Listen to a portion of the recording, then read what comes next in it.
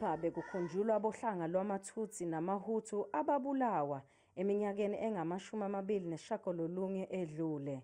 Umengameli Paul Kagame usebenzise lo mkhosi ukunxusa abantu base-Rwanda ukuba baxole kepha bangalibali.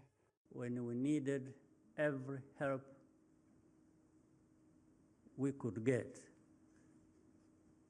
and everybody, the world, turned their back on us.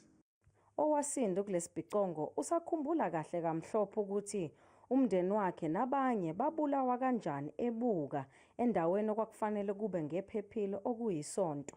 The army came and said, well, you open that church, give us the keys. He said, no, I won't give it to you.